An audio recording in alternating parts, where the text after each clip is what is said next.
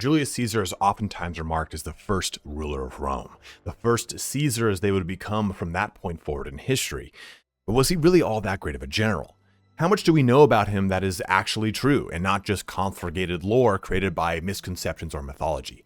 Well, much like my failing dating life, we'll find that the majority of Caesar's triumphs were of his own creation. Caesar's documentation of his own achievements is the basis for the majority of what we know at first blush. But truly, he was a remarkable individual in Roman history and was an amazing general. But to look at this, we have to establish what makes for a good general in the classical era.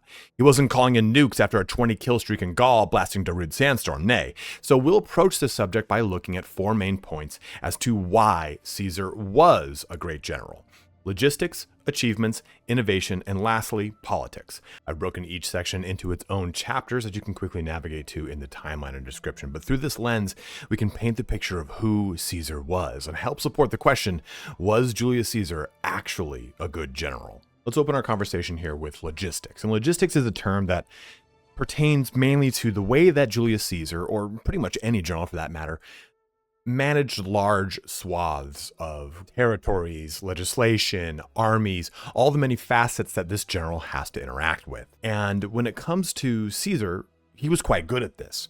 We have to remember that bringing a legion online is not a simple feat, right? It's not a simple matter of going and knocking door to door saying, hey, you're in the legion. I wish it were, like a Jehovah's Witness. But instead, he went from the 4 legions that he had and doubled his effective fighting forces up to 8 total legions. And this is post-Marian Reformation, so there is far more people applying or volunteering to actually become soldiers. Prior to this, people had to own land. There was a whole process to becoming a Roman soldier. It was different than it is at the time of Julius Caesar.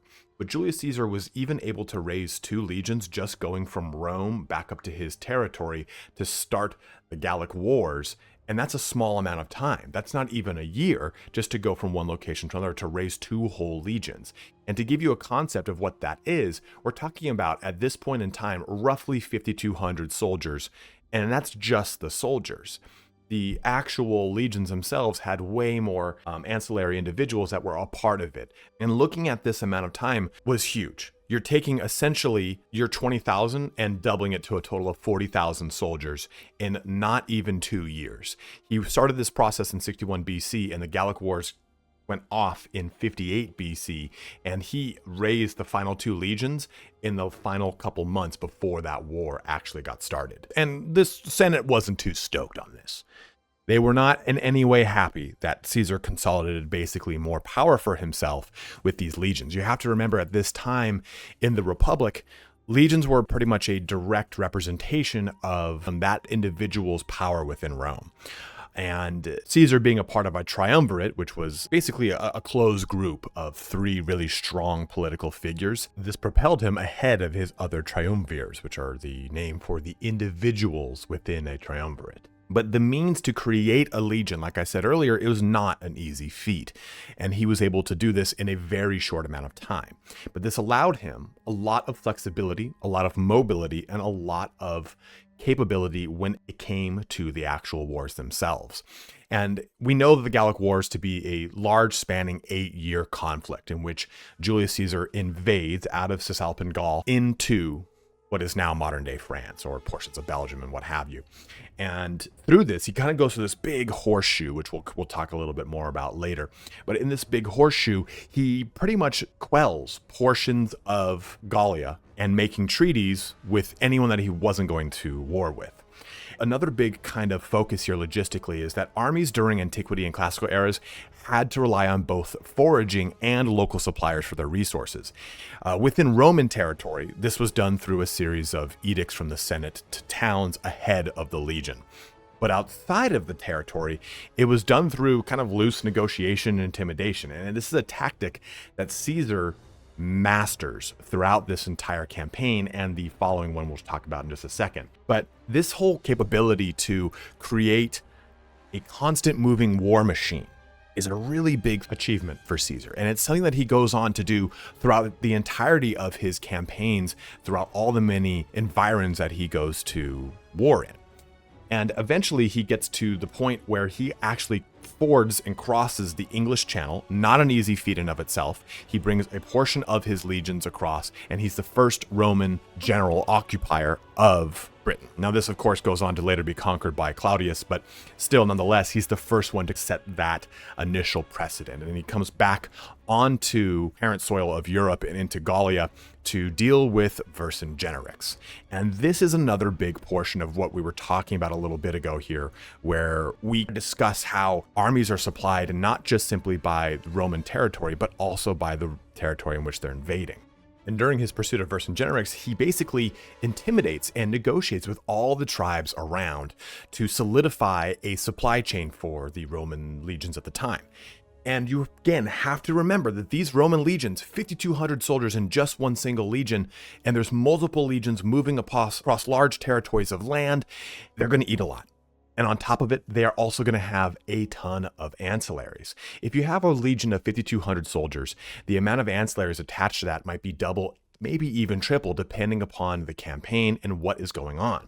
And Caesar was able to solidify this to help him get a success, to get a win out of the end of the Gallic Wars and quell Vercingetorix, essentially managing an amazing logistical feat to advance his legions way faster and further abreast than opponents could anticipate. And this really comes to the fore during the Second Roman Civil War. So we have the entire campaign in Gallia, and we have the issue with Vercingetorix, which is a revolution of sorts, right? It's a rebellion against Roman rule. And the Senate's in a bit of a tizzy. Pompey is not too happy with how much power and how much wealth Caesar's been able to consolidate during this entire campaign. It's pretty much just 10 years of Caesar stuff in his pockets.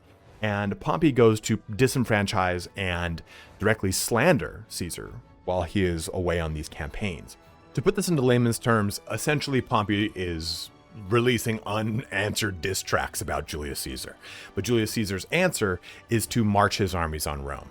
He leads his single legion ahead of the main force, crosses the Rubicon, which is something he's not allowed to do, and attacks the city. And there's a lot more nuance here. Of course, there's his proconsulship and immunity and a lot of other things that are going on, but I'm condensing it down so it's easier to understand. And he doesn't necessarily attack the city or sack the city or any of those kinds of things. I want to use the word occupation because it's the easiest one to understand in the context of what's going on. When Caesar comes into Rome, he's treated like a returning son, like a returning hero. And in doing so, Pompey flees. He flees over to Greece because he's a spineless coward. And it's not really that true. But at the same time, Caesar goes through a process of raising 14 additional legions because he knows he's going to have to go at it with Pompey, his old friend, a very close confidant, a former member of the triumvirate that he is in.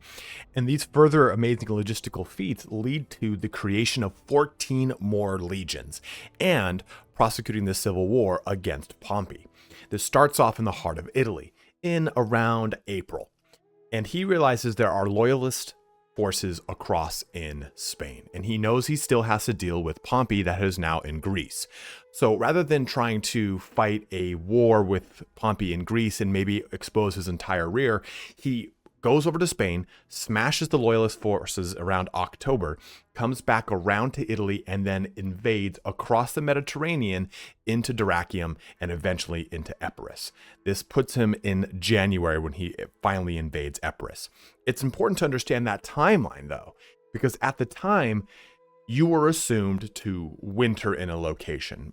Armies from this point and in prior and forward always would use the spring, summer, and fall months to do any kind of major campaigns. Not Caesar.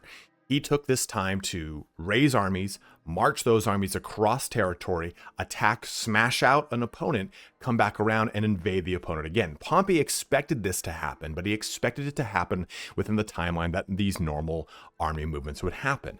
He knew that this would come back around in the following spring, but did not expect to get attacked in the January of the very same timeline. So if you're keeping track here, that's less than 8 months to fully go from April into January to raise armies, attack Spain, come back around into Epirus. And this alacrity creates a lot of tension here because this throws Pompey off. He's not expecting the speed in which Caesar is able to ford the Mediterranean. And this ultimately culminates in the Battle of Pharsalus. another big logistical feat for Caesar, because he has to bait out a fight from Pompey. Pompey is sitting on a higher ground, on a better vantage point over Caesar's forces. And every day for a handful of days, both forces march out of their camps, they line up in their battle regalia, stare at each other, and then go back to camp. Pretty much this goes on for a handful of days, as I said, and every time it happens, Caesar moves his camp a little bit further forward. Eventually, this goads Pompey enough that he takes the level ground with Caesar, and they have it out. It is a massive fight. Caesar's forces have 23,000 versus the total 41 to 52,000 of Pompey, and it is a blowout win for Caesar, a big dub as it were, forcing Pompey to flee across the sea into Egypt. And this gets into a little bit more, which we'll talk about in the other sections, but you can see that these logistical feats are a way of kind of showing you how adept Caesar was at corralling soldiers and consolidating all of these very many moving parts to create power, to create wealth, to create all the circumstances that would eventually lead to him becoming dictator for life. So, now that we've created all of these logistical feats, what are the massive achievements of Julius Caesar? Now, of course, the first one to talk about is the conquest of all of Gallia. That is probably his largest claim to fame. It's this large horseshoe of campaigns ranging from Gallia Cisalpine around over the Rhine, back up north across Belgium into France, across the English Channel, down through into southern France, ending just to the north of modern-day Toulouse. And this is a massive land grab. It is the largest gain of Roman territory until Trajan nearly 150 years later. These big achievements don't just contribute to a massive gain of wealth, but also a massive gain of fame for Caesar. You have to understand now that by the time the Second Roman Civil War has concluded, Caesar has raised 10 legions just for the Gallic Wars, and he has done an additional 14 legions, right? So that's something like 24 total legions. And with that, they owe him allegiance and their veterancy. A lot of the legions that are fighting with other individuals, Pompey, for example, they're oftentimes very green. Whereas all the legions that are fighting under Caesar are extremely hardened veterans. And this is an achievement in and of itself, because this goes on to now create a fighting force for Rome that is very adept at dealing with a lot of the enemies that will fill antagonists of Rome for the next 100 or 200 years. Octavian would even take this further and establish the actual imperial legions of Rome, which would go on to influence and create the Roman army that we typically think of when we think of Roman legionnaires. During this campaign in Gallia, he was able to cross the Rhine. Now that doesn't seem like a crazy feat, right? Just simply crossing a river, like, dude, I can do that myself. But he was utilizing advanced engineering techniques to battle the tide of the river. And the river was raging, having a real cool hardcore rager. But the Rhine represents the final frontier of the Roman Empire and the furthest eastern expansion to a point for Caesar during the Gallic Wars. It would eventually go on to represent the beginning of a series of frontier defenses that would protect the Roman border for centuries, but this was beyond the scope and timeline of Caesar, of course. And what's important, though, is by crossing the Rhine, Caesar showed any and all quote-unquote Germanic forces across there, Germanic barbarians, whatever, that he could do it. And if he needed to, he would do it, because he crosses the Rhine and then immediately goes back across. It's pretty much to show, because they see this happening. It's not as simply done in a day, but it is done in a handful of days.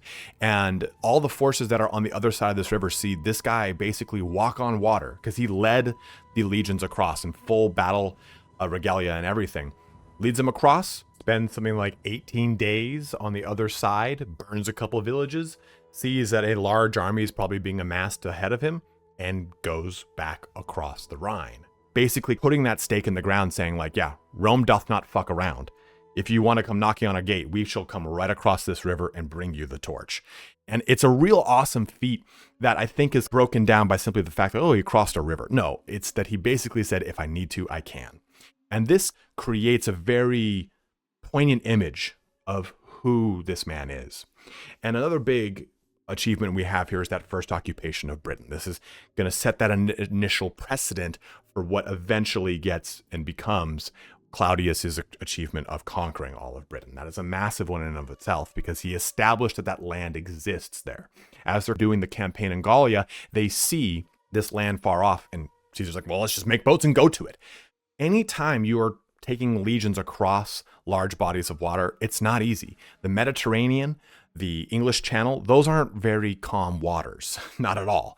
So it's an impressive and dangerous feat in and of itself to pull these things off. And he did it not only once, but twice through 2 different bodies of water. Also, the Second Civil War of Rome is where Caesar defeats Pompey, of course, and we just talked about this. But this was what established him as the permanent dictator of Rome.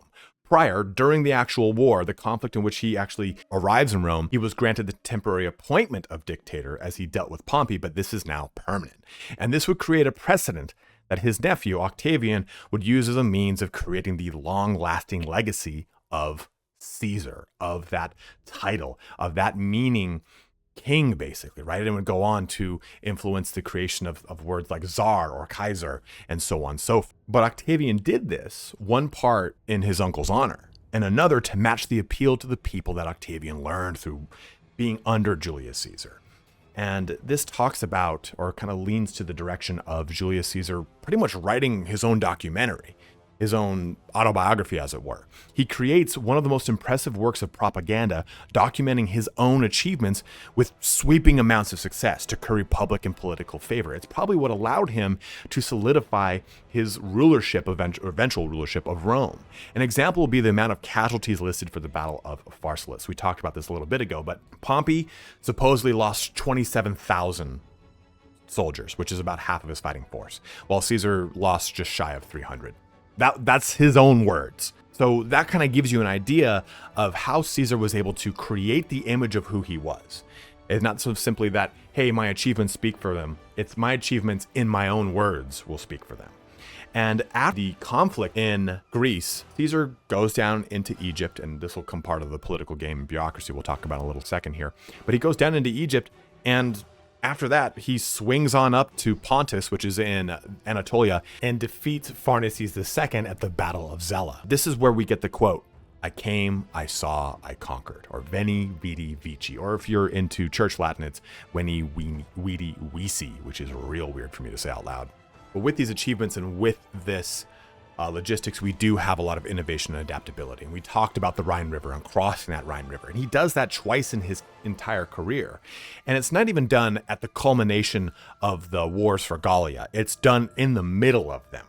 So you can see that this is not a time where things are calm and easy. And he shows like, hey, everything's done. I've come across, now I'm leaving, but this is the end. Like, no, it is very clearly done as an act of showing off the prowess that Rome has, because it was done in a matter of 10 days for the first bridge. Then the second one was done in a few days, in his own words. So he's crossed this river twice. And the river itself is not a small, quiet, calm river, as I've said before. It could have been anywhere from 150 to 400 meters, so 460 to 1,300 feet, give or take. And its depth is around 30 feet, around 9 meters. And he uses these Roman pile drivers to drive massive logs at an angle to then build the bridge on top of. This adaptability to look at what's coming his way to then create the success for it is an amazing feat, and especially for a general of this time. This brings us into also the siege of Alesia, which happens off the issue with Vercingetorix. Vercingetorix doesn't like the Roman rulership, and a lot of other chieftains are in agreement.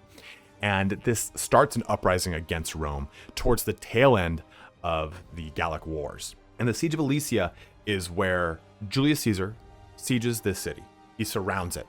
And he realizes, hey, you know what? I'm also surrounded myself by other opposing chieftains. Most sieges in a lot of these time periods, when you talk about the classical, the eventual medieval times, usually these sieges are a matter of outlasting people, not so much a time of just launching trebuchets at things and breaking down walls and having big, huge pitched fights. That doesn't necessarily happen through the majority of sieges throughout the majority of the Middle Ages, the classical antiquity, whatever it is.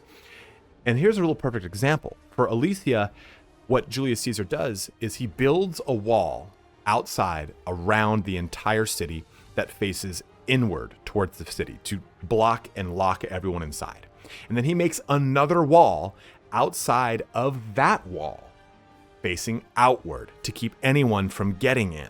This completely shuts down Alesia. This prevents anyone from helping out Vercingetorix, and at the same time, this prevents anyone from surrounding and attacking Caesar's legions. It is an amazing feat of adaptability, amazing feat of logistics as well, and it furthermore leads to the capitulation of Alesia and Vercingetorix surrendering. It is brilliant and one of the best examples of Roman military engineering capabilities.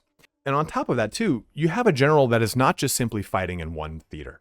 He has fought in every single theater of Roman conflict: Anatolia, Iberia, Gallia, Britannia, Greece, Egypt, and Northern Africa and Tanzania.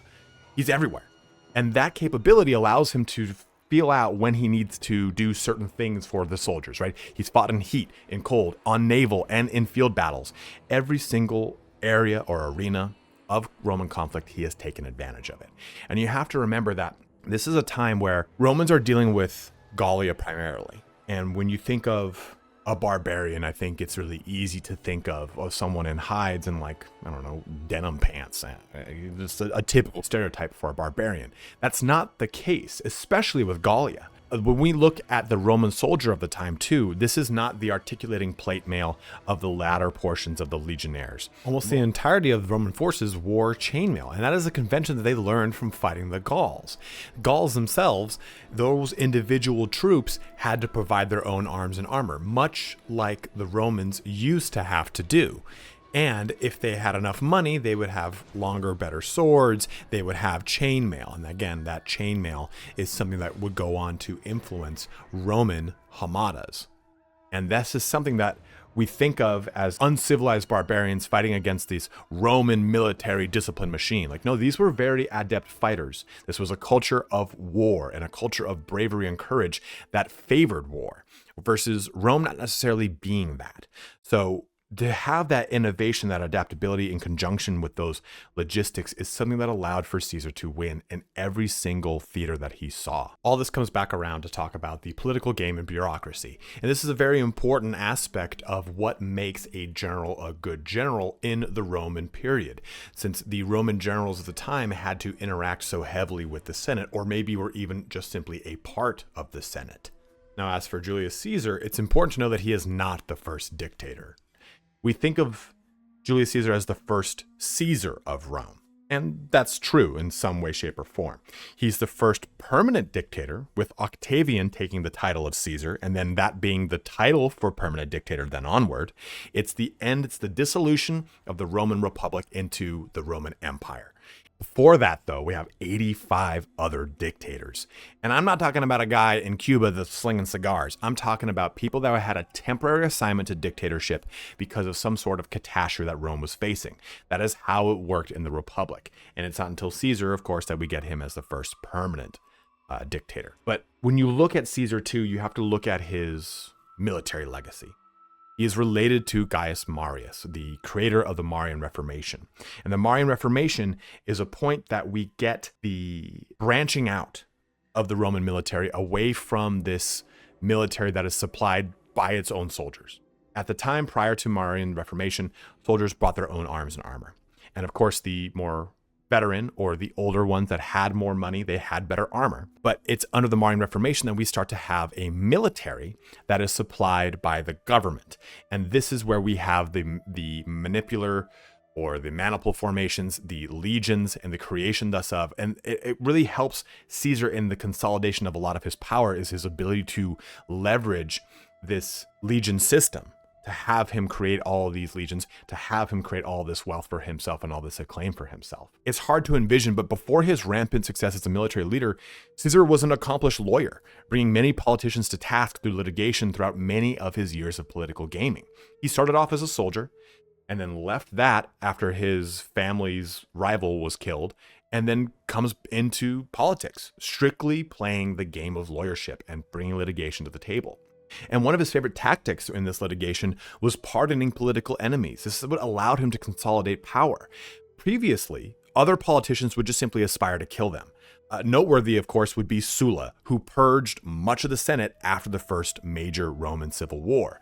And to Caesar's credit, he survives this. He survives this massive purge, and this just kind of shows you that he has these amazing political instincts that would go on to influence the future of his, again, quote unquote, career. He would use this during the Second Civil War. He would pardon his political enemies. And another case in point would be Caesar getting pissed off at Ptolemy assassinating Pompey after the Battle of Pharsalus. Pompey flees and goes to Egypt. And Ptolemy is afraid that this might actually bring the war to Egypt. So Ptolemy kills Pompey. And this pisses off Caesar because Caesar's entire plan this entire time to help him consolidate power and convert anyone that was in Pompey's camp to his side was to pardon him. This just goes to show you that the big kind of game here for Caesar was much of this political intrigue and much of these political bureaucracy. Even the assassination of Pompey is something that Caesar uses to his advantage. Initially, he's quite angry, right? Because he wanted to pardon Pompey, much like he had done in the past with all of his other political opponents. And instead, he uses this as a chance to galvanize this murder, saying, hey, a Roman citizen was murdered on foreign soil without a trial. And he uses this again to galvanize a lot of support for his claims and for his stance. And this brings him into the orbit of Cleopatra, who eventually joins into Caesar's life and gets involved with Marcus Antony and that whole step of process after Caesar's murder. But you have this big political game that he plays to a T because this is what allows him to create the power that ultimately lands him as Caesar. In conclusion, though, was Julius Caesar actually a good general? And clearly he was. We've presented a lot of evidence about a lot of different subjects to cement that fact. Even the fact that I talked about him making a lot of his claims or accomplishments through his own autobiographies, they are still corroborated by archaeological evidence and by evidence from other historians of the era. It's mainly the numbers that are slightly fudged, and I say slightly in kind of a loose way, right, with big old bunny ears on it. But he creates a legacy that Octavian uses to then harness and create this Caesar, the actual perpetual dictator, as a set title. He takes all the lessons of Caesar's accomplishments and he creates this set imperial legion. The imperium is created because of Julius Caesar. And this is a hot button kind of take as well, but you don't get an Octavian and the Roman Empire without a Julius Caesar, much in the same way that you do not get a LeBron James without a Michael Jordan. One kind of sets the pace and the tone for the next one. Thank you so much for watching here today. Hopefully now you have a better understanding of Julius Caesar and how he really was a very awesome general in a lot of different ways, right? And this is a new direction for my channel. I've typically covered a lot of video game guides, video game lore, and a ton of other subjects. And right now I'm going to start to pivot into more lore and history. So go ahead and let me know in the comment section below what worked for you with this video or what didn't. And also don't forget to like, comment, and subscribe if you enjoyed this format of video. I'm going to start doing more of these in the future, and every little bit of feedback does help me out. But as always, guys, thank you so much for watching here today. Have a good one and take care.